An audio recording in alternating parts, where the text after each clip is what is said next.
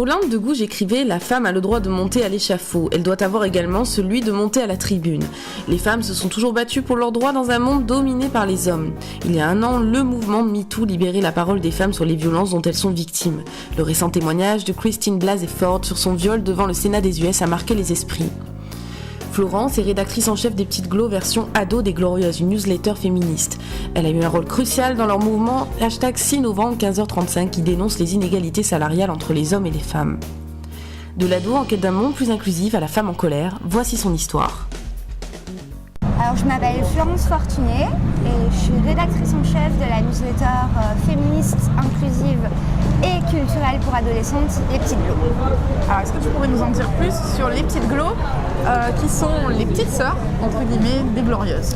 Alors en fait Les Petites Glo, c'est un projet qui est né il y a 1 an et demi et qui est en train de fleurir en fait là depuis le mois de septembre. Et notre but en fait c'est de faire en sorte que les adolescentes soient éveillées et conscientisées au sujet du féminisme le plus tôt possible. Avec Les Petites Glo, on parle d'adolescence et d'adolescente. Comment tu étais quand tu étais adolescente? Est-ce que tu étais féministe? Alors, j'étais anorexique. J'allais pas bien du tout, j'étais totalement dépressive, j'étais très seule.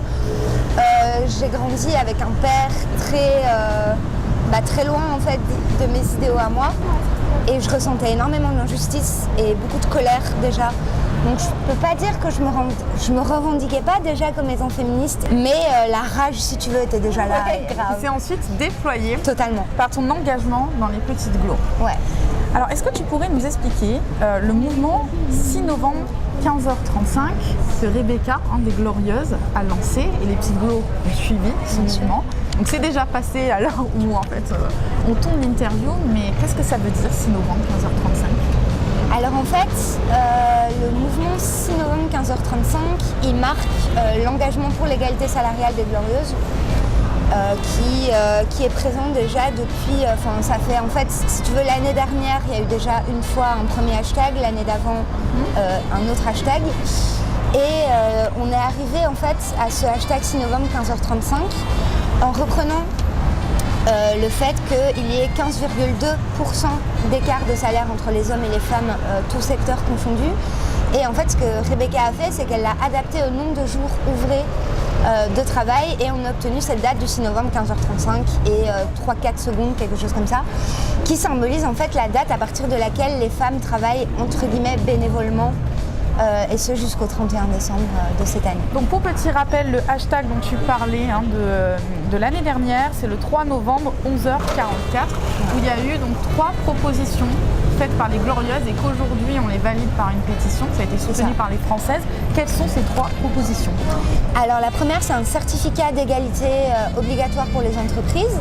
La deuxième, c'est une transparence des salaires. Et la troisième, c'est un congé de paternité aussi long que le congé de maternité. Donc ces 3 règles, principes, ont été adoptées déjà par les pays d'Europe du Nord, il faut le savoir.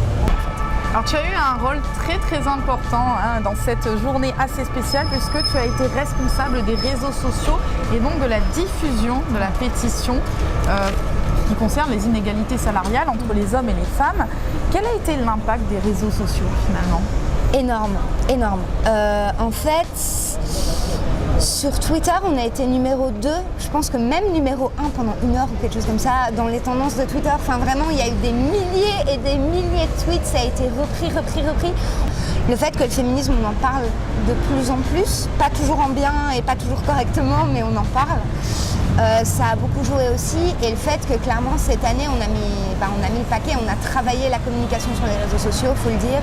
Est-ce que tu penses que les adolescentes ont conscience de ces inégalités salariales? Est-ce qu'elles ont conscience qu'on vit dans un monde où les femmes ne sont pas privilégiées? Et Internet a totalement changé la donne, je pense.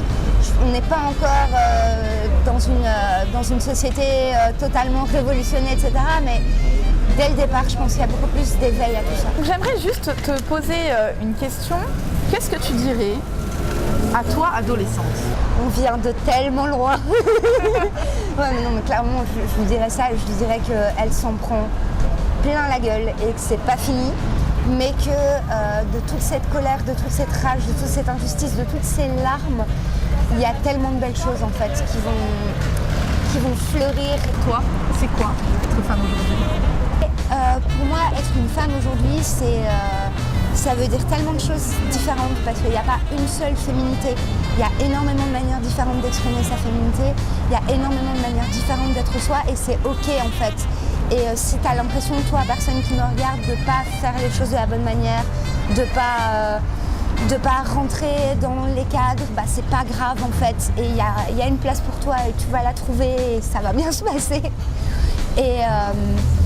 Et oui, et plus globalement, moi je trouve que c'est super important d'être le plus inclusif possible et de penser à toutes les femmes, à toutes les personnes non binaires, de penser à tous les types de masculinité et de féminité qui existent.